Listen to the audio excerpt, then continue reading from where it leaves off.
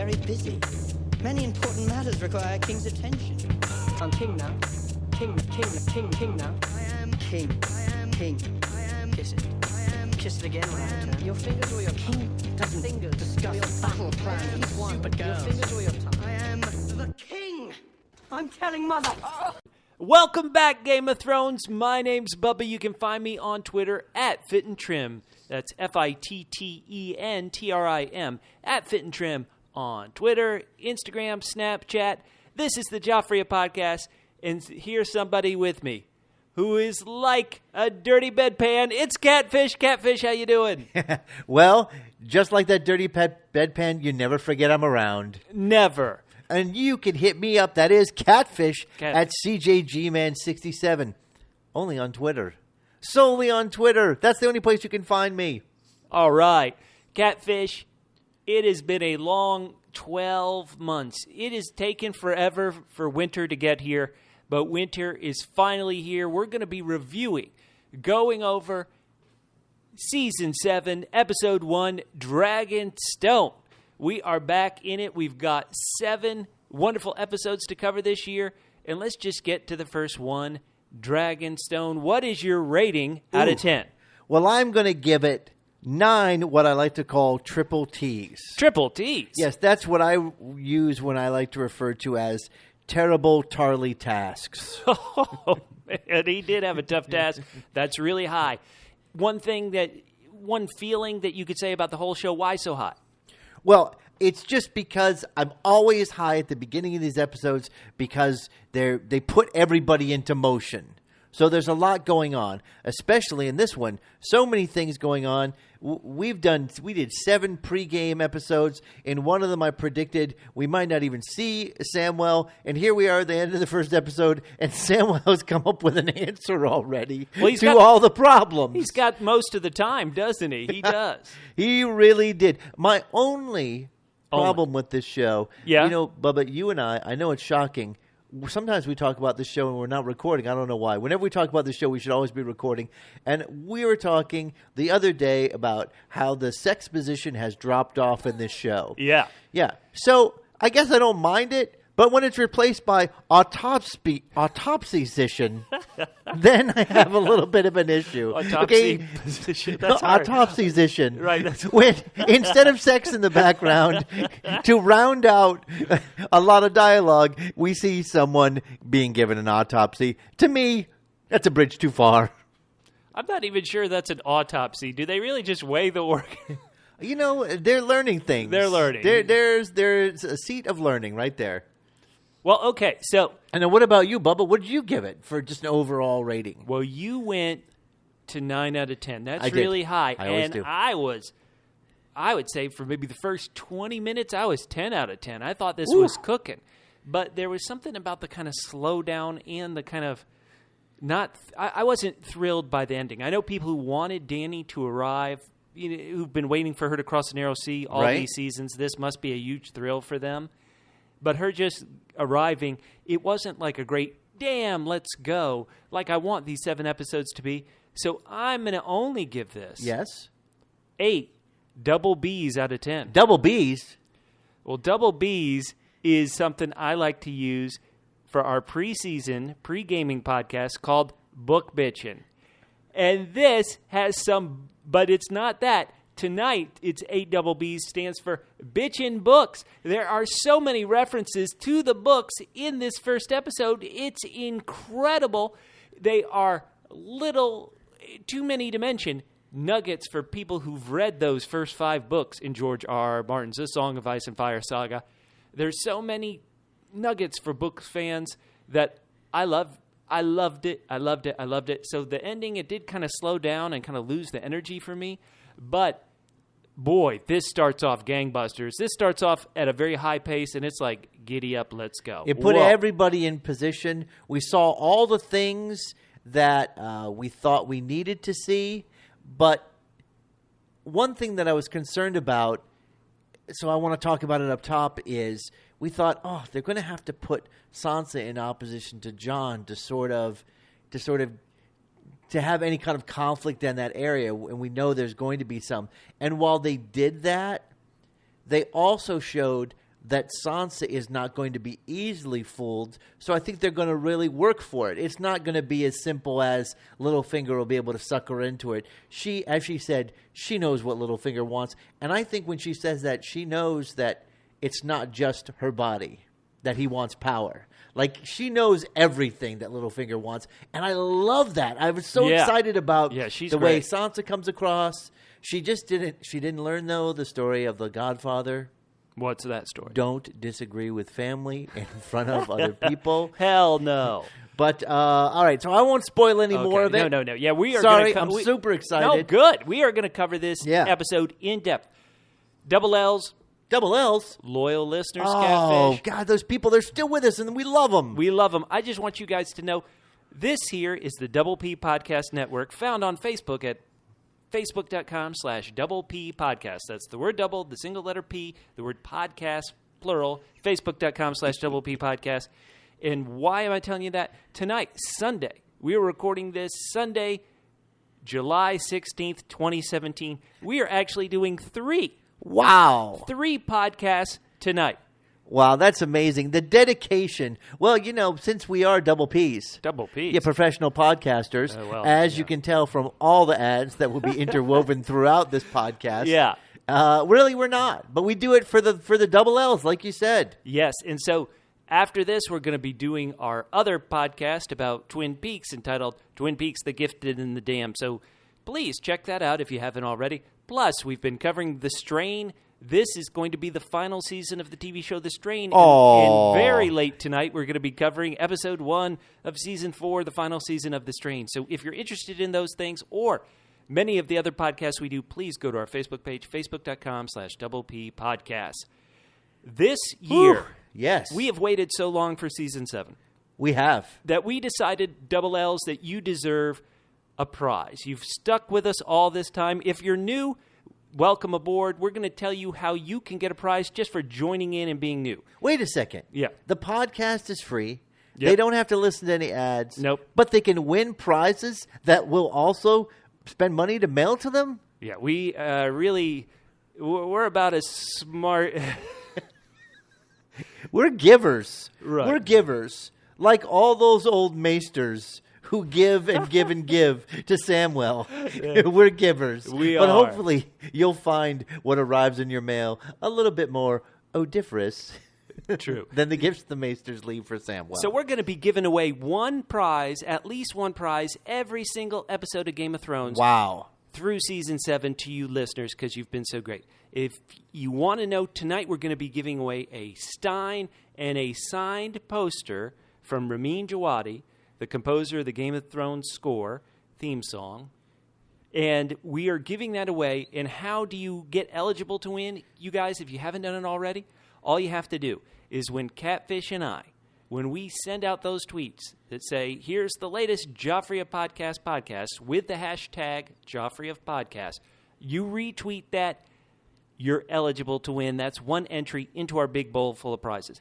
We also put a notice on our Facebook page. So if you don't use Twitter, if you go to Facebook, facebook.com/Double P Podcasts, we're going to put a notice there that says, hey, here's the latest Joffrey of Podcast. You share that on Facebook. That can be a second entry. And just to make sure everybody's with us on this crazy journey, you just like the Facebook page, the entire page, not a post. You like the Facebook page, that's a third entry. We're going to be giving away prizes for every single episode up until episode 7, when we're going to be giving away a signed copy of the novel A Game of Thrones, the book that started it all, signed by author George R.R. Martin. Get those entries in. We want you to win. So, we're going to do it right at the top. Catfish, reach into the bowl. Oh, my God. We're doing it right away? We're doing it right at the top. This Let's is do so it. good. Let's get it. All right. Okay. And this is going to go to at Lyann_R2. That's LYANN_R2. Woo. Thank you very much, Leanne. So you win. And wait. So how do they let us know that they won? Go to our Facebook page.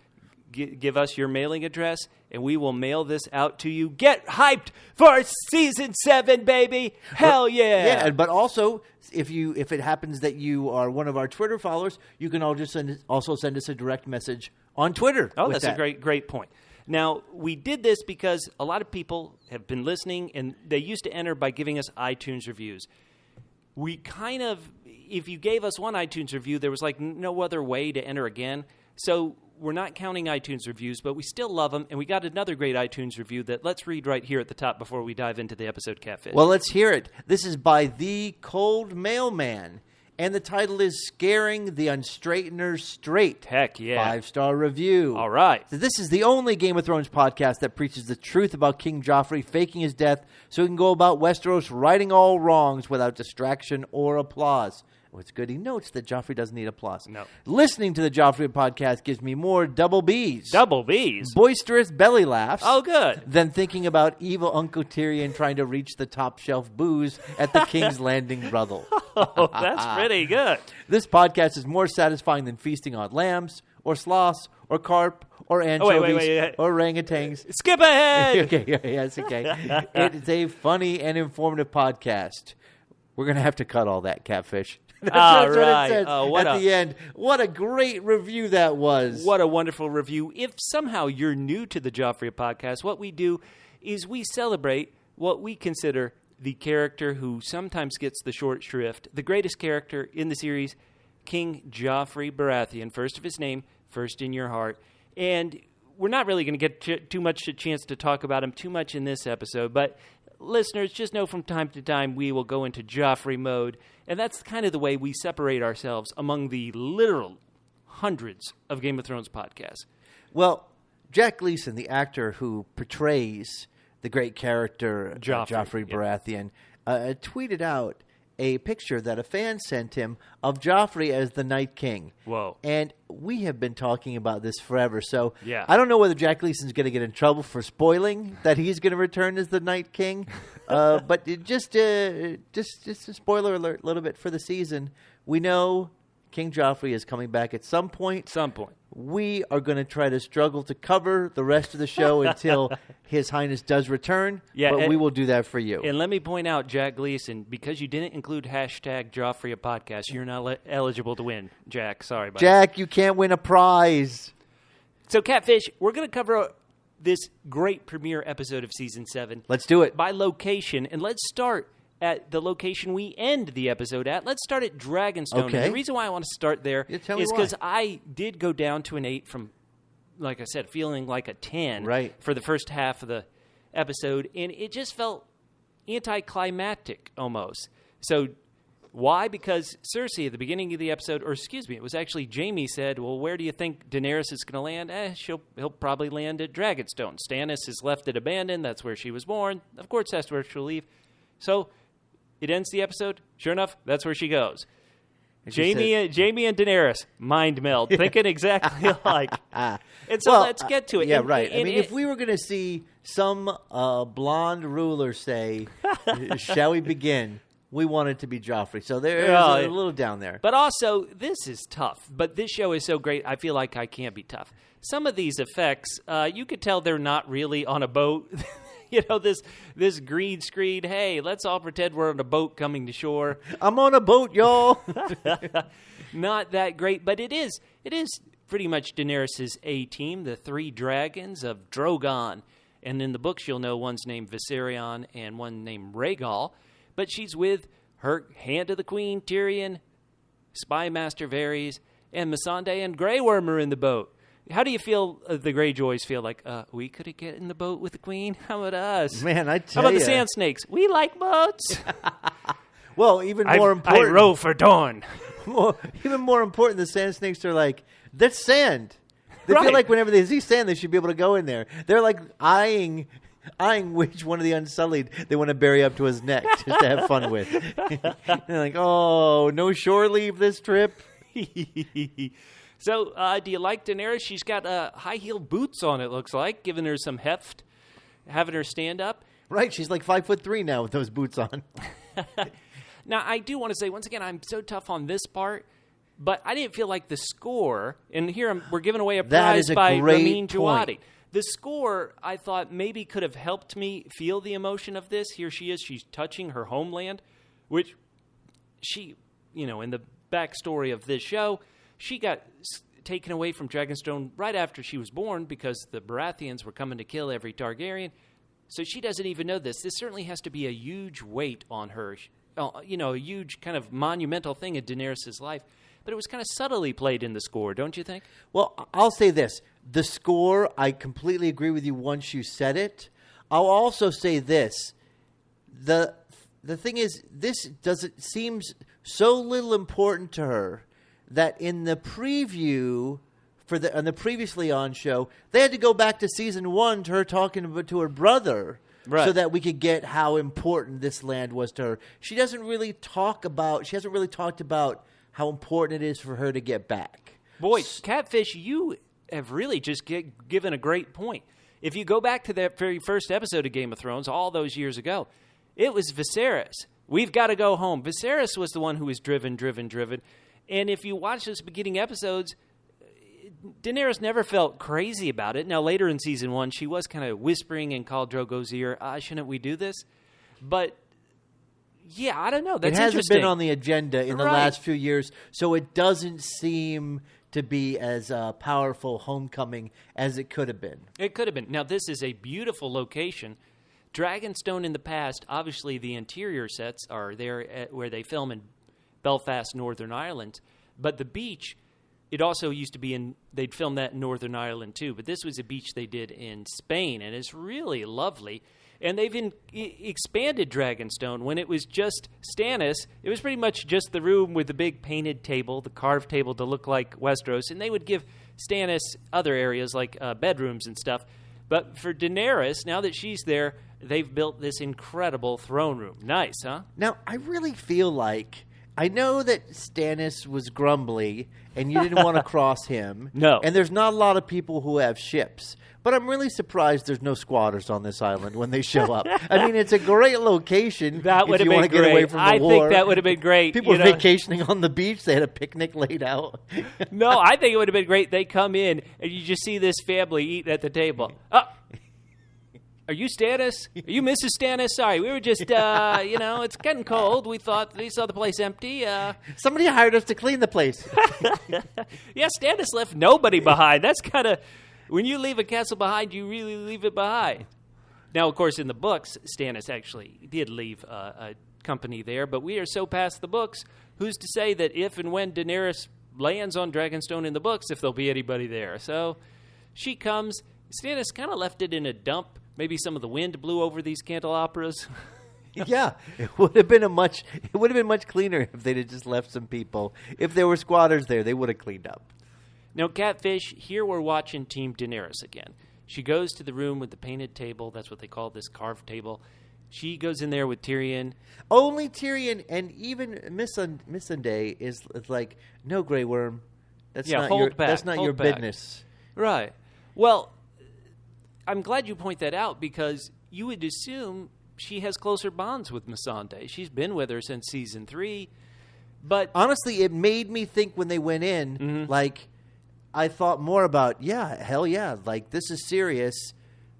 Tyrion is her hand, and he will go with her everywhere. Right, okay, that's a good call. He's above everybody else, even though they were with her earlier.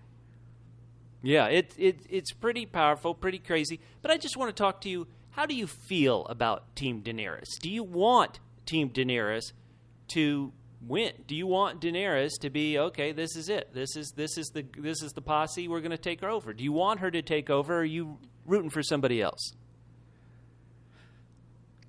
Honestly, it seems like such a fait accompli that she'll be there at the end that I've never thought about whether I want her to take over or not. I've talked over and over again about how tough the dragons are and makes her seem overpowered. I read some stuff in the last week saying, well, how could they take those dragons down? And some of them saying, well, the inclement weather would make it very hard for the dragons to fly. Sure. Some things like that. But honestly, I don't see her going away anytime soon, so I've never thought about whether I want her to. I've never been a big fan of her. She took years to learn lessons that I'm still not sure she's learned. So I'm not a huge fan of her character in the television show. Okay, all right. Now, what about you? I'm the exact same way. Well, one of the things, this goes to my prediction for the series, book series, and television series as a whole, is I've never thought anybody was ever going to, there'll be one person on the throne at the end. I've always kind of thought the Iron Throne will be pointless. It'll be gone. I'm not sure it'll be a democracy. Maybe it'll be like all our heroes are kind of done with it, and then a new group come up and start squabbling it over. Daenerys in season 2 had that vision of the throne room destroyed. That's how I kind of imagine the throne room being if and when she ever gets to King's Landing. And I've thought the complete opposite, and that is the entire world is going to be united because Song of Ice and Fire, it's going to be Jon Snow and Daenerys ruling together. All right, so listeners, what do you think? Go to our Facebook page. Let us know who's right. Bubba, Catfish, or are you right, which is probably the real right group. If you're right, you tell us that you're right. Tell us that you're right, but don't just say, I'm right. Yeah, explain why you're right.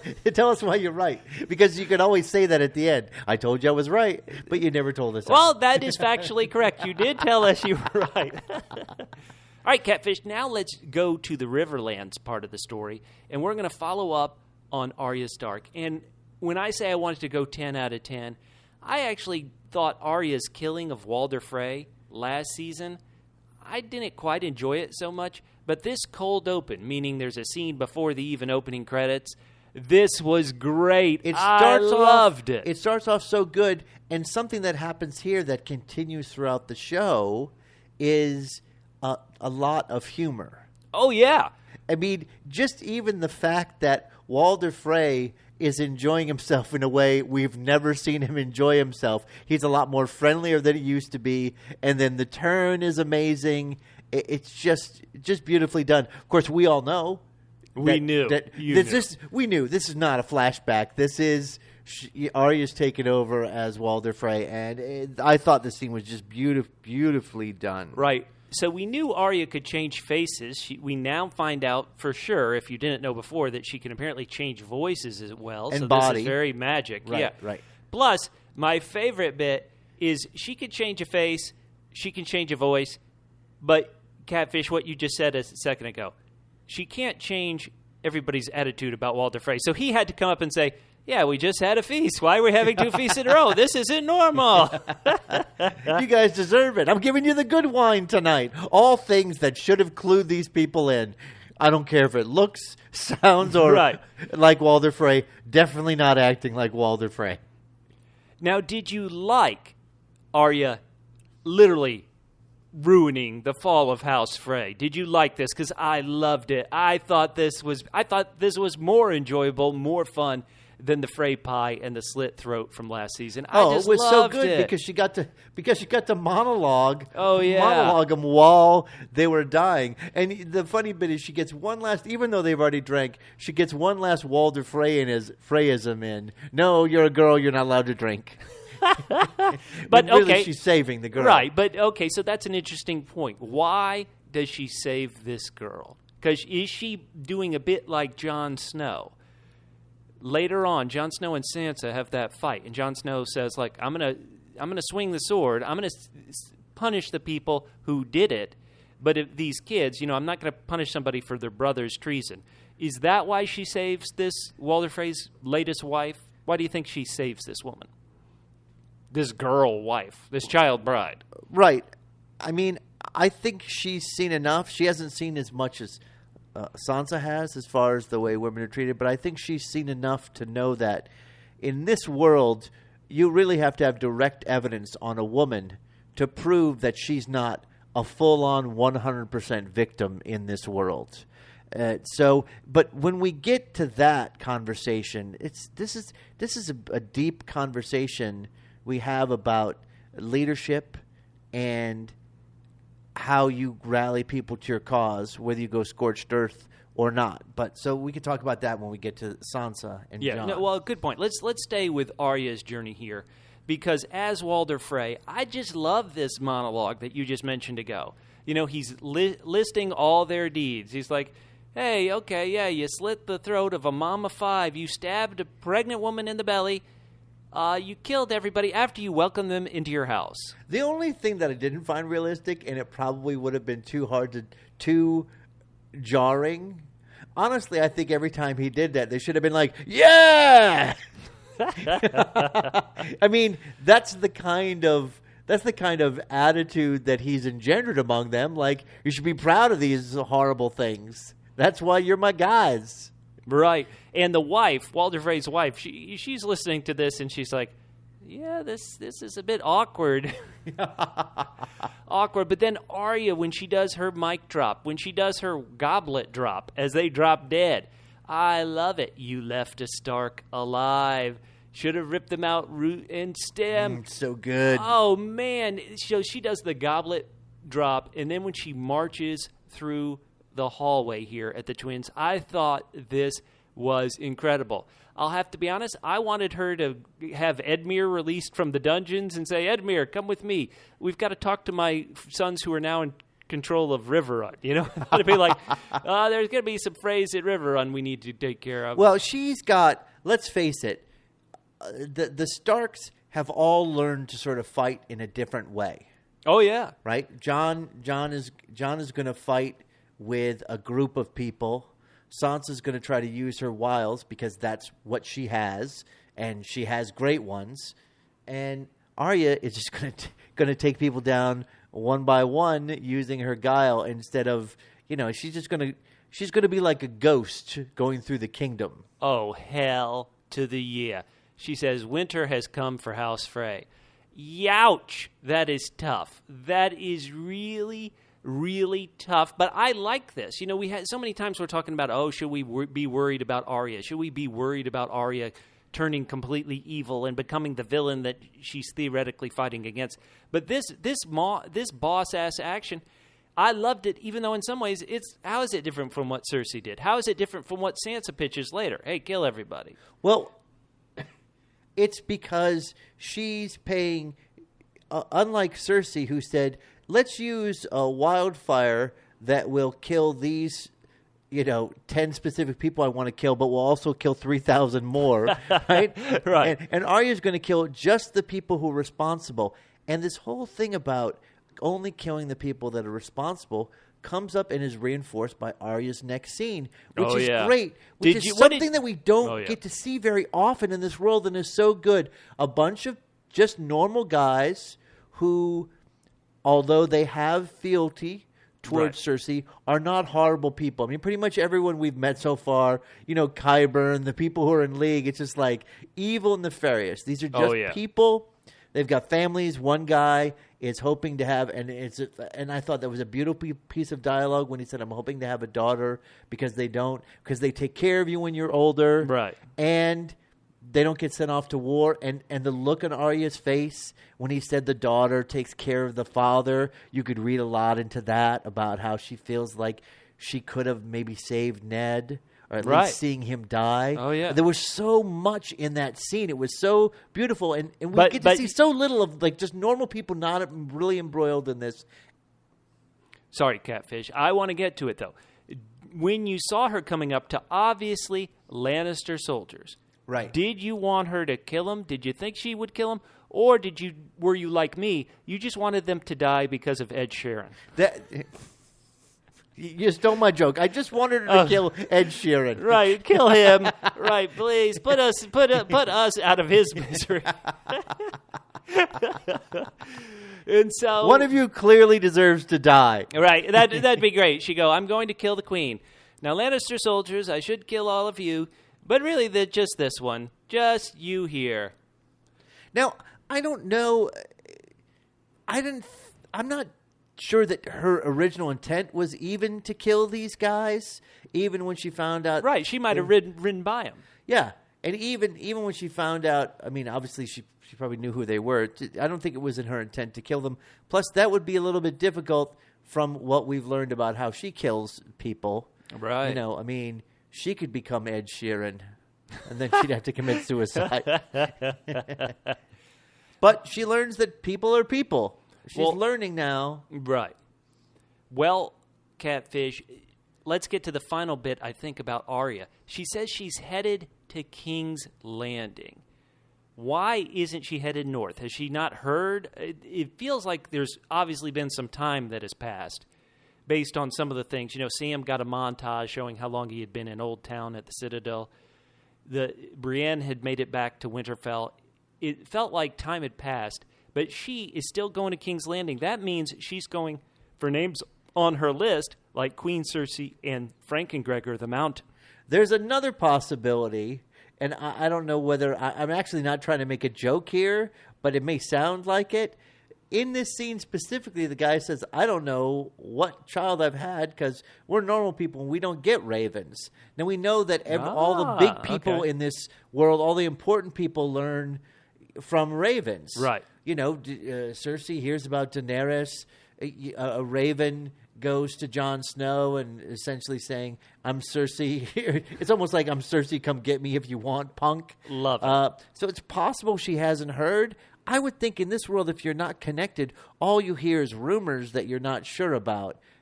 That seems a little kind of a flimsy answer. I believe it's more your thing. Hey, look, I've got a job to do regardless of whatever. I mean, if she joined Jon, what is she going to do? She's not going to be on the battlefield.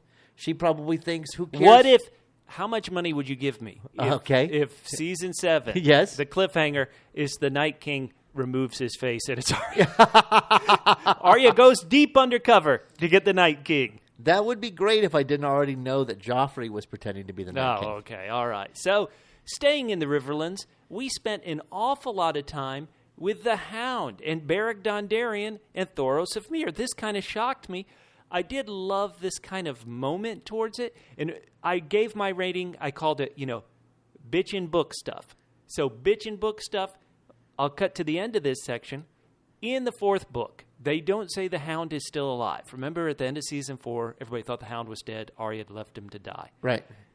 In the 4th book, though, you have this character who you think might be the Hound being seen by people who don't know what the Hound looks like and is kind of far away. They know it's a big guy in the distance, but what is the big guy in the distance doing? Digging graves. And they call him the grave digger in the 4th book. And this wonderful section, which I don't know if it forgives the forgives the Hound for what he did. Sandor Clegane, the Hound. He stole these people's money. Maybe with that money, they could have bought food. They could have gone and stayed at an inn. I don't know. But the fact that the Hound buried these people that he robbed in season 4, I thought it was a great little circle that we're coming to. It is a great little circle. For me, I thought we spent more time with him than he deserved. Ooh, tough. Now, is it just him, or is it because the Hound, normally when we saw the Hound, prior to his turning out to be alive, we saw him with other characters we really liked. We saw him with Arya. We saw him with Sansa. We saw him in King's Landing. Here we're seeing him with these season 3 characters and, the one episode they were in season 6. We honestly don't know Beric Dondarrion too well. We don't know Thoros of Myr too well. So is that why you're kind of, you felt that, or what do you think? I don't think so. I mean, honestly, I think that, when we talk about when we used to watch Deadwood, right, and Ian McShane, who was on Deadwood, when he used to say the M word or the sea sucker word, right, it was like poetry coming from his mouth. Yeah. I feel the same way about the shorter C word when the Hound says it. It sounds like music coming out of his mouth. So I did enjoy it every time he used it. It's beautiful. It's just that. Now, some people are going to think about the Hound's first appearance of episode 1 of season 4. They're going to say, is catfish C word mean chickens? I'm going to eat every chicken here and there. No. You don't mean chicken. It's not. If you watch this episode, you know what the Hound's new favorite word is. And it starts with C, and it rhymes with hunt. Right. So it wasn't that. I do enjoy his performance. I just feel like when we're going through, I understand why we spent so much time with Samwell, because at the end he found the dragon glass, which I thought, oh my God, we're going to spend so much time with Samwell and it's going to be like 3 episodes before he finds anything. So even though he did, and I was like, oh, that's a little quick, at least it made sense for all the time we spent with him. I just don't feel like we got so much for all the time we spent with the Hound. Well, the Hound, because he dug these graves for these people he screwed over, once again, I think he is on his quote-unquote road of redemption. I think absolutely. The fact what he saw in the fire points to East Watch by the Sea castle on the wall, and the fact that it seems to be pointing this group there. In the Jon Snow scene, we heard Tormund being pointed there. So I almost feel like, because this is a shorter season, normally you would kind of have these little signposts that all we're going to end up at East Watch by the Sea. But because there are only 7 episodes, it's like, Tormund, you want me to guard East Watch by the Sea? I will. The Hound sees East Watch by the Sea in the flames. And so it's like, okay, that's where we're going. It's kind of like the quick way so that you know where they're going. When we left them in season 6, they were going, we're going north. Now this gives them a destination. We know who they might run into. I consider it like a simpling of the plot. Like, okay, let's go there. I guess it seems unfair for me to say I enjoyed so much what it said about the world for that scene with Arya and the Lannister soldiers, but to not enjoy so much the sort of philosophical discussion he has with Beric about, why are you here? I don't know why I'm here. What did I do to deserve this? Yeah, they're better men than you. Why you keep coming back? I mean, honestly, even though he's a rough-hewn guy, it's like poetry. It's like the Hound is like a philosopher poet. Only if every word rhymes with hunt. Exactly. All right, so Catfish, where do you want to go next? Do you want to go down to Old Town, the new city we have, or do you want to go to the north and Winterfell, where there's some really crazy, great stuff happening? No. Let's knock out Old Town, because unlike all the things that are going on in the north, which could send us in several different directions, it feels like there's only one thing happening at Old Town. So let's knock that out first. And as we knock it out, I'm a so to speak. I'm a big nerd about this. Yes. As we knock down Old Town, as we journey as far south as south goes in some ways in the Seven Kingdoms, all of season 6, we didn't have any new places on the map, and I considered it very frustrating. I was like, why are they not giving it? They never gave us Volantis on the opening credits map. I was like, where's all our stuff? So look at it, Catfish. We have a new location on the map. There it is, Old Town, which is part of the Reach, which is technically controlled by House Tyrell. But the Tyrells are in tough shape. So what do you think of this? I loved this. There's the high tower there in Old Town. I love this new location. I hope we get a bunch more. Yeah, well, hopefully we will get some new locations. But I don't know how much time now we need to spend at Old Town now that we've learned we've learned 2 important things. One, being an apprentice maester sucks so hard. It really sucks hard what you have to do. That was even though I was almost gagging, it was a funny bit to kind of repeat that over and over again. Everything that he has to do. Well, what I was saying, Catfish, is I don't know if you were ever in a fraternity, but we're seeing Sam as the pledge. Pledge. This is Flounder. Flounder here at House Citadel. He is really being stuck through, the worst. I can't believe, you're supposed to go to class, but instead you're pretty much a librarian putting the books away. You're a pretty much serving wench. You're a cleaning wench. They can't get anybody to do this. They can't hire people out. Let's outsource this. You take care of everything that goes in and everything that comes out. That's pretty much your job. Oh, these bedpans. Oh, Sam, what is going on? It sort of feels like, again, this is sort of, I thought we were maybe not going to see Sam this much. I don't know how much we'll see him this season, but they really sped through. It was like... Well, they gave us a montage. Yeah, to let us know time has passed, everything's good. But they also, here we go, another bitchin' book hint in that 4th book. We find out, or we're kind of clues to that point you to think, ooh, there is some precious stuff under lock and key in the Citadel. Through other things in the books, I guess I don't want to go too deep into it to spoil the books, there's a thought that a faceless man, in fact, the book, Jaqen and Hagar, there's a thought that he is in Old Town searching for a book. And here Samwell sees a absolutely locked away book session. Incredible.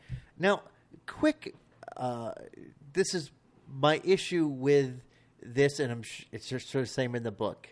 If no one really believes in this, if it's ridiculous. Why do you lock it up? Why do you lock it up? It should be in with the fantasy stuff. You only lock up something if you're afraid of the secrets that it contains. So that's, I think, maybe a slight misstep. Any thoughts on a big-name actor with a brand-new role, Jim Broadbent, as I believe he's Maester Weyland, who CSI Old Town. Autopsy-zician. Any thought about this Jim Broadbent, famous actor? Hell, he was a professor in the Harry Potter films, and now he's made it to Westeros. Again, we had Ian McShane for one bright, shining episode. Amazing, from leading everyone to just being dead on the ground. I thought it was cool. Well, I got a bit confused about what Maester Weyland, what his true message was. Was his message saying, Sam, everybody thinks everything's the end of the world. We keep on living. You think these White Walkers are the end of the world. Right. He says when there was a huge fight, we kept on being here. This is just, I want to say this, the people in academia, they don't think the real world touches them. They're like, whatever, these people will fight. And it's proven true so far. Kings fight, and the Maesters still survive. But he doesn't seem to realize the magnitude of the White Walkers. On the other hand, he seems to agree through pure logic, by the way. Yeah. Pure logic. Yeah, and I like this logic. Gosh, you know what? There's no reason for you to make it up. Right. And different sources have reported the same thing. So, yep, it's true, but don't worry about that. Also, write down the number for the weight of the heart, because I didn't. Right, I'm going to ask you what it is, and I'll just close the damn book. He's like Miyagi. I will ask you at dinner the weight of the heart. So I don't know what to think about Maester Weyland. I love that he doesn't say, you lying pledge. Hey, pledge. But he drop and give me 20, He doesn't pledge. seem to help him, and he also doesn't seem to say, maybe you should. It's not like he gives Sam the idea that he should just steal these keys. No. Sam gets up to trouble. For somebody who didn't have, in season 1, he didn't have any courage. And now he's stealing. Sam, how many years in prison is he going to suffer? He stole his dad's sword. He steals keys, entering restricted access areas, stealing books. Yeah, I was surprised he took them. Sam is the book thief. Well, he's going to stay up all night and then return the turn the books and then return the keys in the morning, I guess. Yeah. And that's what he's going to have to do. Yeah, this is very odd and kind of lacks security, actually, at the Citadel. If these books are so precious that even Samwell, I thought he was going to steal the key and try to read it there. You know what I mean? Yeah, that's what I thought, too. Or at least maybe Gilly knows how to reproduce keys. That would be the best way to do it. Melt some wax, right, and have somebody else make a key. And then you can go in whenever you want. But better light where he is. Right. I actually thought that place that he was staying with Gilly and Baby Sam, I thought, boy, that looks like a nice place. That should be on Old Town House Hunters. How are they affording this? Are those the dorms in Old Town? How is a woman allowed to stay in the dorm with a baby? Like, what's going on? Are they renting rooms? And he goes, I'll pay for it with my dad's sword. Again, you can cut this out. I could be completely wrong. Sure. I seem to remember saying that they said, as a training maester, they give you a weekly stipend. Didn't the guy give him a weekly stipend or tell him he could come back for his weekly stipend? I don't think he said that on the show. I think I remember that. All right, so just leave it in, and then you can mock me if I'm wrong. Listeners, mock us on our Facebook page. Yeah, mock me. It's one of two things: either I'm completely wrong, or Bubba was wrong, and so this might be my chance of redemption. But more likely, it's my chance for more shame. Wait, give me the bell. Okay, I'm ready to take it, even if I'm right. Shame. Now, eagle-eye viewers will note that as Sam is flipping through one of these books, he stops on a page which looks like this dagger is on it, and people with eagle eyes will know, wait a minute, how do I know that dagger? Theoretically, because it looks identical, this is a dagger that the assassin used in Season 1, Episode 2 to try to kill Bran while Bran was in his coma. This is the knife now let's try to track it. Okay, so this assassin had it, tried to kill Bran. Bran's direwolf kills the assassin. Cat Stark brings the knife down to Ned in King's Landing. Theoretically, Ned had it last, but now here we see it, a drawing of it in a book that's locked in Old Town. This is crazy. This could be something. This could be just a fun Easter egg for us viewers, but all I'll say is people who looked at the Stark covers of Entertainment Weekly and some of the Stark pictures, it looked like a certain character was holding this dagger. Ooh. That could be too much of a spoiler. I don't know. Boy. There's another lesson for close viewers here. What's that? And that is if you're trying to learn some old wisdom, Yeah. just skim the books. Right, skim. Don't bother to read. Look at Sam's like... I thought he was reading, but then as he's going through, he just skims through the 3 pages, and then voila. Right, Sam's like I am with some books. I'm just going to look at pictures. Exactly. So he comes to a map. That's what he says. Some people read Playboy for the articles. Sam reads old tomes for the pictures. Sam, this is a bit silly. Stannis did in season 5 tell Sam that, Dragonstone, we got a lot of dragonglass on Dragonstone.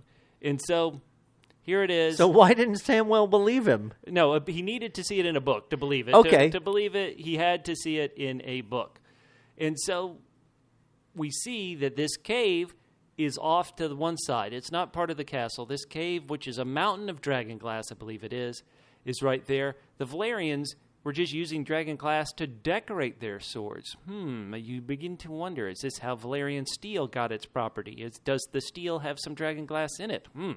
So maybe there still are squatters on Dragonstone, but they just found this fabulous cave, right, decorated in dragonglass. So this is beautiful right here. Okay, and then the final bit.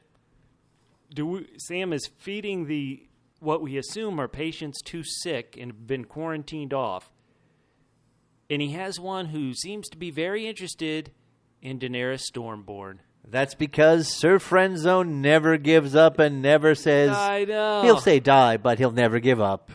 Sir Jorah. Ouch. But I don't know how much more we're going to get out of Sir Jorah, but that was one of the at least 2 direct segues that were in this show. You mean where he says, "Where is the queen? Where is the queen? Has she arrived yet?" And, of course, we cut to her arriving. Yes, maybe Sir Jorah...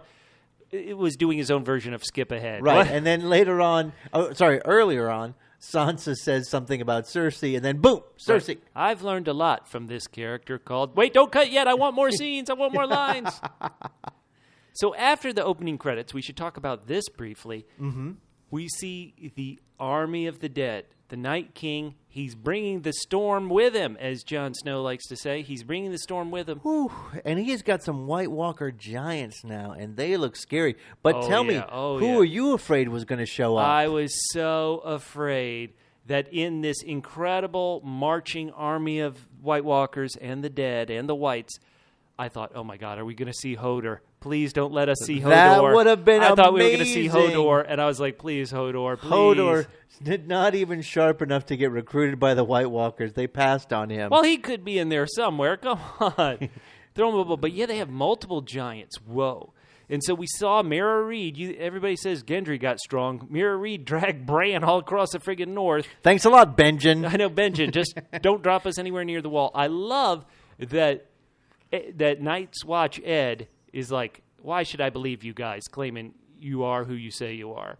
And then Bran apparently went through Ed's browser history and went... Right, exactly. It's so great. So 2 things. Number 1, he still didn't answer the question. Right. But number 2, scary. Bran Stark knows all your secrets. Right. I thought he was going to say, you lost your virginity at 14. Right, okay, I believe you. No more. It was your aunt. Stop! No. But now this is great because... It is great. Boom. We got Bran with knowledge about... I don't know how long they can keep him away from Jon Snow. I'm sure they'll come up with something. But once he gets to Jon Snow, he's got some information that that will potentially also might come at an important point if Jon Snow and Sansa get into hold conflict. on. Here's going to be the scene. Bran, you're alive. You made it back. Bran, do you have something to tell me? I do, Brother Jon. But first, let me tell you about Ed. Do you know that he's really into these kinky sex acts with... Wait, no. Bran reading his browser history. Bran's How like, shameful. Oh, Jon, I see you know things now. Bran, he's like, Jon, you were in the cave with Ygritte and you started to... Okay, that's enough. Bran, brothers shouldn't be so close. Well, we're not brothers. We still shouldn't be that close. If you have an idea of what the most disturbing thing Bran has seen in all his vision, listeners, go to our Facebook page or tweet it out to us. Hashtag Joffrey a podcast. Now, we want to hear it. There is some, I don't know whether it's fan service or all of a sudden they realized last year after they cast this actress, they're like, we have got to bring some more badass of Triple L. Triple L? Yeah, little lady Lyanna. Oh, Lyanna Mormont. She fucking brought it hard. Why, lady? Oh, but you know what? Let's get to Lyanna Mormont's thing. First and foremost, women fighters. Do you agree that Jon Snow's idea, King Jon Snow's idea, we need women fighting too, or do you think it's tough enough? The thing I wonder about, women fighter. I'll interrupt myself. Women fighter, yay or nay? Yes or no? I kind of see where you're going. I feel like Jon would be a little bit more gun shy about doing a whole paradigm shift after the last time he tried a paradigm shift about the way people should think about a certain group of people. He got the crap knifed out of him. Yeah, he's like, hey, how about the Wildlings? We'll bring them on. Huh? Good idea. Huh? Ah, no, not a good idea. Hey, all right, let's have women fight. Right. Wait a minute. Is that a sign that little lady Lyanna at a certain point will ollie Jon Snow? Give him the ollie treatment. Well, okay, why I'm saying this. I agree. It's a big thing. You're just getting everybody together. They just all bent their knee, and you're a bastard. Yep. Okay, you've got sitting right next to you is the true-born child of House Stark. Ned Stark, and now you're going to come up with these crazy ideas. I think he's trying to tell them how horrible it is. It's still. They believe him more than I think they would even believe him. You know. Yeah, I kind of wonder about that because so many of these northern lords, they haven't seen the White Walkers. They haven't seen the Army of the Dead. We're right next to the wall. We haven't heard anything. Right. You want us? Right. If there were some crazy dead parties going on over next door, we'd know. Lord Snow, I've heard nary a peep from over the wall. Are you sure? All right, so let's put aside double W's. Double W's. Women warriors. Yeah. And let's instead get to the true argument that came between Sansa Stark, now wearing a wig, which I just couldn't help always noticing, and Jon Snow.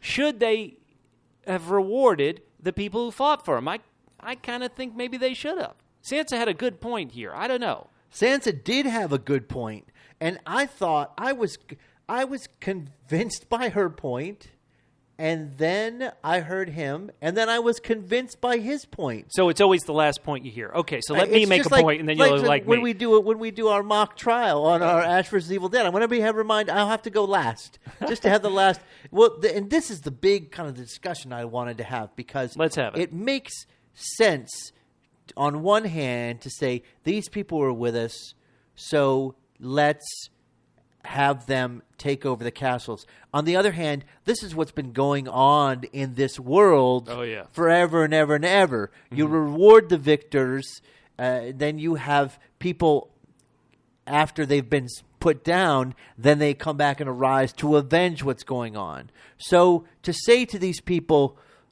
look, we're all together. Some people made mistakes, but we're not going to punish you. So then you have the healing, and then you come together. This, to me, is even more revolutionary than the double W's. The double W? The women warriors. Okay, that's okay. I don't know. I think he should have called those two kids up. He's like, okay, Alice Karstark, Ned boy, that's a big name, huh? Ned Umber, little Ned Umber. You two come up here. Because your family's betrayed us, chopping block. Davos, get me the chop. How about this? How about you say, all right, well, look, you two kids come up here. All right. One of you gets to keep the castle. Fight to the death, right? The men need entertainment. Fight. You know what? And I don't know whether they told her to do it or not, but it was a little over the top. If you notice the girl's reaction after she gets spared, she's like, whew. Right. Yeah, she draws that sword. I'm pledging. She does got a little smile. Hey, yes, thank you, please. Now is Davos is seated at the head table. We have Jon, we have Sansa. I think those make sense, but Davos, I don't think he has any lines in this episode. Does that mean he's hand to the king? Is he because he like, you bring me back from dead, you get to be hand to the king? That's good. Well, who else would be his hand to the king? As we've seen, people kind of They pick people who are warriors, right, who know more than them. And oh boy, for Jon, that's everybody. But Davos is the oldest one. Sir Knuckles, right? Who else could it be? He's not going to pick Tormund. But first of all, Tormund's getting sent off. Second of all, he's a wildling. That would be even worse than the women warriors and not killing people who betray you. Who else could it be? He's not going to nominate Sansa. Boy, I think she actually gives a lot of good advice, though, at times. She gives great advice. And the fact that I was worried that it was going to be easy to they were going to do something simple to put them in conflict. The fact that Sansa kind of sees what's going on, but is still supportive, is good. Although, again, they do a little bit. Jon gives her a dig when they get into the conversation. Oh, yeah. And then she kind of brings it back together, and then he gives her another dig at the end, like, so then I should listen to you. So he's got to be a little that was not cool. He's got to be a little careful. That was not cool at all. Yes. Now, Sansa admits something very important, right? Because he says, do you think I'm Joffrey? And she says, no, you're the opposite of Joffrey, admitting you need a lot of help. That Jon Snow is weak. He needs a lot of help. Yeah. And then she also says she admires Cersei. Why does she admire Cersei? Because Cersei's the mother of Joffrey. So Sansa is very smart. Double S. Smart Sansa. We've always said it. She realizes how awesome Joffrey is and how Cersei deserves respect because she's Joffrey's mother. Yeah, but Jon should listen to her at times. There's got to be a happy medium in all this. There's got to be a happy medium in all this. And I wonder why. And when she starts saying stuff like, you need to be smarter than Dad, you need to be smarter than Robb. Whoa. They sort of pull him in two directions here, right? In one way, he's like, look, we need everybody, so we're going to have the women fight. But then Sansa, I guess it's understandable. He hasn't seen her in a while. He doesn't know what she knows.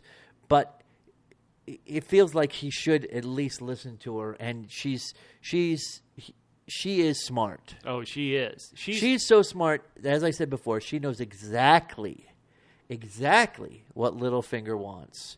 She shuts Littlefinger down so beautifully. Good. Oh my God! These Stark sisters, these Stark sisters, they know how to drop mics, man. They know how to in your face it so much.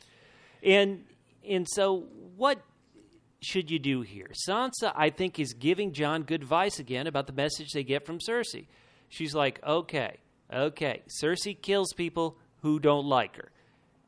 I'm thinking, couldn't you maybe send Davos down there as an emissary and say, listen, we don't have any trouble. Don't kill us. You got to appease Cersei, you would assume. That's the thing, is that honestly, it feels to me like Sansa would be smart enough. I don't know if we'll ever get to see this scene, right? This all could be easily resolved if Sansa goes to Davos and says, listen, and fills him in. Oh, that's a good call. That is a really good call. So that might be too easy. They might not write it because I think that they still want a conflict between Sansa and Jon. But she'd be smart enough to go to Davos and lay it out, and then Davos has his ear. But Jon definitely, I am counting Jon's successes on one hand, and I've still got some fingers left.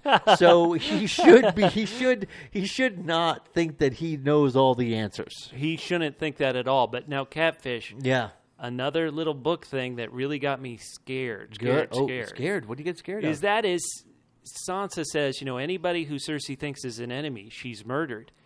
In the books, so this is a slight book spoiler. Okay.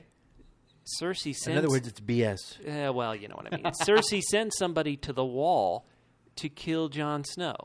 Now, of course, we never find out what happens to that person she sent to the wall because, number one, Martin hasn't finished writing the books, but number two, Jon got murdered by somebody else in the meantime. But what if Cersei sends another assassin? Oh, my goodness gracious. Speaking of that, where's our other red-headed vixen right now? Melisandre. Not to be seen in this episode. Oh, wait. No, there's our red-headed vixen. Oh, Tormund. He is coming up. Let me tell you something, guys. To approach a woman, you have to project confidence. Everybody likes confidence. And he has got it, man. Tormund, you've heard of the popped collar. He's got the popped fur collar and the popped eyebrow. But he's not only rocking that, what's great is it looks like he's a little actually jealous of Pod because I think he maybe gets off on his ladies beating him in single combat before they get under the sheets. I mean, this is another example of what I was saying where they sprinkle humor throughout this. Great, isn't it? Great. It's so good. This is one of my problems with The Handmaid's Tale, not to get too much into it. I know that it's a very dark show, but I felt like it could have used a little bit of humor throughout. It's a great show, but even in these dark days of America, we're finding humor wherever we can. Well, Littlefinger, let's give him a bone. I mean, he does get the mic dropped on him. He really does. He goes up to her and he goes, what, you aren't happy. He can tell she isn't happy, and that is true. And in what could drive a wedge further between Jon and Sansa is when he said, oh, I should listen to you, and she isn't happy. What's it going to take to make her happy? Baelish? Baelish dead or everybody dead? Or what's it going to take? Well, that is a great question. I mean, at this point, she is still there for Jon. And as I said, this is another beautiful scene because in such a short period of time, they make it very clear. Sansa knows what the deal is. Oh, yeah. Okay? So she is never going to trust Baelish. How about a little bit of trust? No, not even a little bit. What about, hey... She knows what he wants. She shuts him down. I don't need to hear anymore. I love it when she says, you don't need to have the final words. It's so good. Oh, man. And then he opens his mouth. She's like, shush. But, I love it. Hardcore Sansa. Hardcore. Love it. All right, so Catfish, we have one last location. And it kind of took up the middle of the episode, but I really liked it. For all the money on this show, they can't do CG ships too well. But before we get to CG ships, we had a question all the off-season. How is Jaime going to react to Cersei having done this? And the show kind of tries to explain, yes, some time has passed, but Cersei says, you've been quiet, a.k.a. we're finally having the discussion we should have had immediately. We're having it now in the next season. We promised not to discuss this until the show started up again. Right. If you're Jaime, don't you kind of think to yourself, why?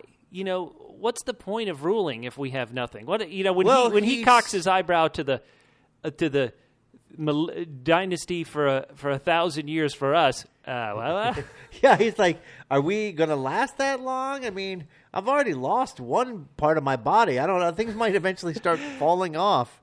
One thing that's made clear here, though, is that Cersei does not forget things. And no.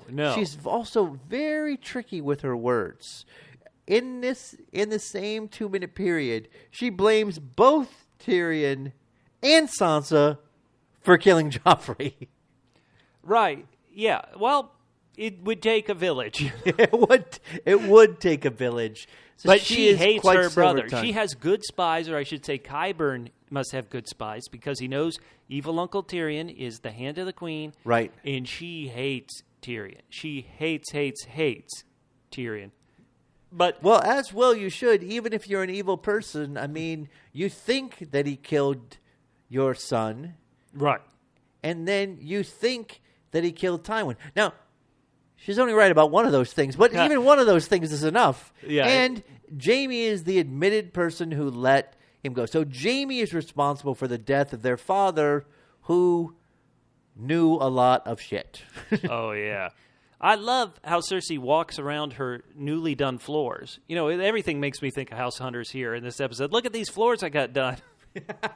They're so beautiful. However, it's almost like, when they're doing when they're starting one of those shows, when they're starting one of those home makeover shows, and they dig up the carpet and like, we've got a problem in the floor over here. Right.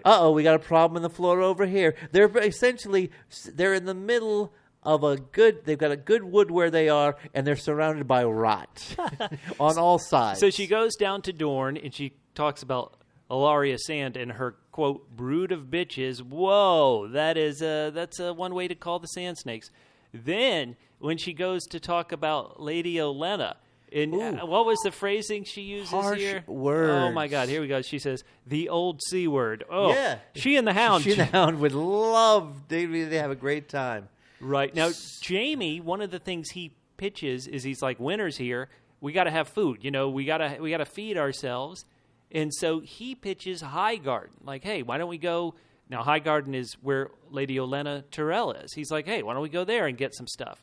You know, we got to feed our men, feed our horses. The Tyrells have all the food. They have all the livestock. And pretty much they've laid waste to the Tyrell highborn family. Right. And so he makes a good point there. Hey, let's go get some stuff. But he also keeps making a good point, and probably a point that he shouldn't be making if he wants to be with Cersei. We need allies. What about the allies? Have you mentioned the allies? Don't you think we need allies? And that, of course, pushes her to, quote-unquote, the only ally left on the board in those unbelievable ships. And our boy Euron. We got to see him a little bit last year. Yeah, 2 episodes. That's all we've seen him ever. But we didn't get to see him the way he is in this episode. Oh, man. I mean, he is so gangster. He's bringing it. He knows what he's got. He knows what he's got his eye on. And I love the interplay between him and Jaime. Now, Jaime gets in a little slur about the Ironborn who haven't done anything and don't have anything. But Euron returns the favor double-handedly. First, he uses the term "two good hands." Right. Oh, so and good. And then when Cersei gives him a hard time for murdering his brother, Euron says, "It's not bad. You should try it." I know. And what do you think about Euron? We really, like you said, we haven't gotten to know him. And he's got a new outfit now that he's calling himself Gig. He's kind of rocking the unbuttoned look, the unzipped up look. He is so gangster here. I mean, even look at his posture, right? He just kind of like slumped shoulder. Back. He is laid back with his mind on his money and his money on his mind. Now, Euron is pretty smart, but when he sees the mountain kind of take that step towards him, he knows what time it is. You know what I mean? He's like, yeah, let's move back. And we get some great history between them. Because Euron's only been on 2 episodes of the show, they go back to the Smack talks about the Greyjoy Rebellion. So so we're all on the same page. According to the show's timeline, 9 years before the show began, Robert had been king for a while, but the Iron Islands and the Greyjoys decided to rise up in rebellion against usurper King Robert. And apparently, it was Euron's plan to go burn all the fleet in Lannisport, a.k.a. the place near Casterly Rock that is the Lannisters' home, and got it started off. And Jaime's talking trash about, hey, man, I came back and I kicked all your people. And Euron, that's probably the only best comeback for, hey, you killed a bunch of my people? It was overcrowded. Also, though, I mean, Jaime's great. It's hard to mock somebody when you go, man, I killed a bunch of people, and then the person goes, yeah, that was pretty awesome. I like that. Right, yeah. And Jaime's like, wait, well, hold on, those are your people. He's like, yeah, but it was cool.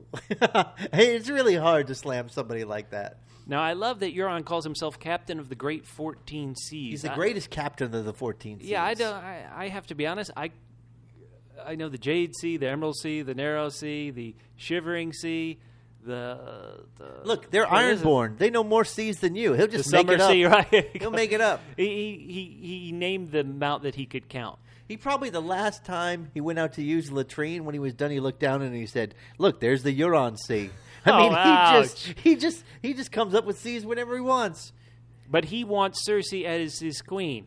Now this is smart because she knows. She knows that she needs him, but she plays a little hard to get here. Nuh-uh. I'm being your queen. Right. Is Euron really smart? You see what Cersei did to her last husband. Where is the brilliance in, hey, let's be husband and wife? I got to be honest. Man, I like Euron, though. He didn't get to do much this year. He's got a new haircut, new wardrobe. I really do like him. And maybe this comes across from the way he is, although it's hard because we haven't seen him before, so we can just assume this is sort of his character. Let's face it, when we first met Theon was like this too. Oh yeah, that's so great it's sort point. of kind of a Greyjoy. I mean, when you first meet somebody and they're riding you back to your home on the horse and you try to get a little in, then that's something. But to me, and we talked about this in the pregame shows, I feel like I still need to see some of Cersei's power. Like their army. It feels like they are in a situation where it is super desperate. And so for Euron, I'm not sure what's in it for him unless he gets to be king. Because otherwise they need him more than he needs them. Right? I would think so. Well, if everybody wants power, everybody wants to rule over everybody. And so right now he can rule in the seas with his Iron Fleet that he's talking about. He can rule the Iron Islands because the Lannisters certainly aren't powerful enough to get there and to put up, to kick him out of the Iron Islands. The Lannisters, as one of my favorite cracks, you're talking about the humor in this episode. My favorite cracks is when she's like, "Yeah, we rule the Seven Kingdoms," and Jaime's like, maybe 3 if we're being generous. Right. And to be honest, I can't figure out what 3 he would talk about. So theoretically, okay, Dorne is rebelled. That gets you down to 6. Highgarden, not there. That gets you down to 5. The North, that's gone. That gets you down to 4. Right. Well, he presumably just quelled the rebellion, and so that makes 2. He just got back from kicking ass. Yeah, but in the Riverlands isn't actually one of the 7 kingdoms. It's just this other area. So the Vale of Arryn is not. The Stormlands, I think you could argue, I think that's where he's coming up with 3. The Stormlands, which was House Baratheon, and now they're all dead. So theoretically, sure, you rule that. Yeah, okay. Right. And, maybe he's trying to count the Vale of Arryn because, I don't know, I can't think of the 3rd he's pitching. Maybe the 3rd one is just this map. Right. Listeners, if you could guess which of the 3 kingdoms Jamie was saying that they still rule, and of course there are tricky things. Like I said, the Riverlands and that area kind of around King's Landing is known as the Crownlands, but those aren't actually those aren't kingdoms, quote unquote. And so, yeah, it'll be interesting to see if, next week he's like, well, maybe we rule 2. Okay, we're down to 1. All right, Casterly Rock and anything outside this bedroom, where we rule the bedroom. Whatever you can hit with a rock. Catapult, sure. If you can use a catapult, but it has to be on the battlements. Yeah, exactly. Oh, so we're into it, Catfish. We've only got 6 more episodes left in this season. Are you ready? This is going to be a wild ride. Yeah, they have put everything into effect. And, one of the things that I kept talking about, kept going over and over again, was that I thought that they were going to have to go and take care of business down south, that is Jon's army, right, before they take care of the White Walkers, simply because the White Walkers have always been the big bad. And maybe that's where I went wrong, but right now you see that that is a conversation. Some people think we still need to go down south and take care of them. Oh, yeah. And there's good points on both sides. One is, well, the Lannisters, they're too wimpy to take care of the colds. Right. But there is that wall for the White Walkers. So what do you think is going to happen? Who do you think they're actually going to fight first? Well, let me say this is going to sound crazy. I guess I do have fear. I have fear about what Sansa was hinting at. If Jon and it makes sense for Jon. If his focus is totally north, and if people don't like trailers, I'm going to mention one thing from the trailer. You saw Jon kind of north. It looked like he was north. It looked like he was going to fight north. And so if Jon does that, who's to say Cersei doesn't do some stealth thing, send somebody up and they kill Sansa? Like Cersei wants her revenge for Joffrey. Right. Like what if, because they take their eyes off the south, Cersei, who theoretically can't march her army into the north, can't defeat the north in any traditional means, can she go low enough to do it? I'll throw that out as a possibility. I mean, the one thing is we see the difference between people who have seen the White Walkers and the people who haven't. Right. It's just like if somebody had seen an alien and you haven't and you just don't believe in it. Right. The White Walkers are an existential threat to the entire human race. Oh, yeah. So, of course, you'd want to kill them first. But, like Jon says, the first they need to get the dang weapons. It doesn't make any sense to go up against them with, with sticks and stones. They need that dragon glass. So, I'll be interested to see how soon that information gets to Jon. And then that could put into motion, okay, there's some people... There are people there already where the dragon glass is. Right. So how does that work out? And who's can fit in little caves? Well, we know that 2 people can. One of them is Tyrion. Right. And the other one is tiny Jon Snow. who is about an inch or so shorter than Sansa. Hey, now. Listeners, that's going to wrap it up for episode 1 of season 7, Dragonstone. So great, so exciting. I'm at 8, and I could see all the episodes just getting better and better and better. And I'm going to have a hard time finding ratings that could go higher. I don't know. It's interesting because I think we always are so positive at the beginning of the season because they're covering everything.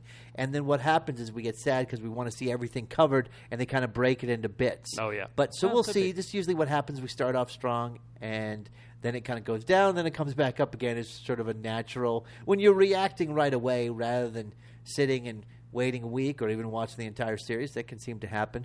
But we would be remiss if we ended this podcast without celebrating His Highness Joffrey by announcing our Joffreys of the Week. For those of you who are not our double L's. Double L's. Loyal listeners. Oh, yeah. We said that about an hour ago. Yeah, we did. We started this podcast to honor Joffrey, who is clearly the greatest, most beneficent, smartest, kindest, best ruler, the best monarch ever in the history of the world, real or fictional. So every week we try to nominate somebody, real or fictional, who can demonstrate at least one aspect of the greatness that is Joffrey.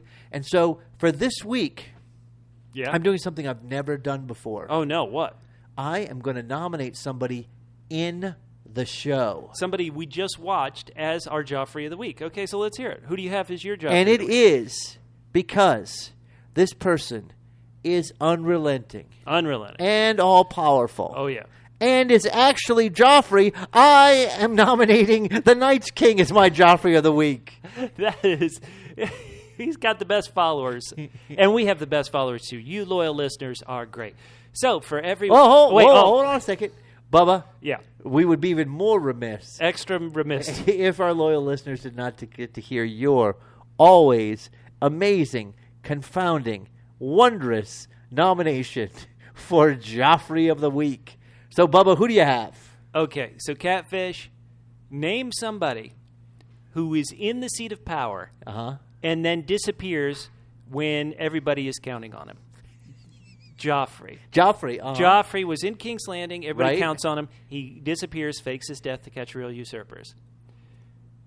The Republican Party was counting on somebody being in Washington to help them pass Trump care, and John McCain pulled Joffrey and left.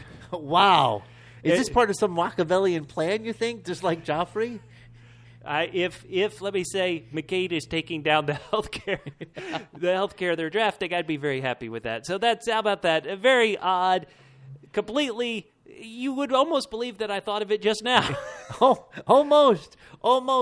But like Joffrey, sometimes John McCain can seem kind of capricious. Oh yeah. But Joffrey is never. He just seems capricious. John McCain, it's up for debate right now. That's true. But all you have to do is exhibit one aspect, and John McCain sure did it for a last-minute suggestion. So, listeners... Right, and let me say, I like monarchs who haven't been captured. All right, sorry. All right. So who is our winner, Catfish? Who is our winner again? Oh, our winner again was at Lyann _R2, LYANN _R2. You can direct message us on Twitter, either Bubba, who's at Fit and Trim, FITTENTRIM at Fit and Trim on Twitter, or myself, Catfish at CJGman67. Give us your address and we will send you this wonderful prize. And we will join you next week for episode 2 of Game of Thrones, which means episode 2 of The Joffrey of Podcasts. Cunt. Cunt. Cunt. Cunt. Cunt. Cunt.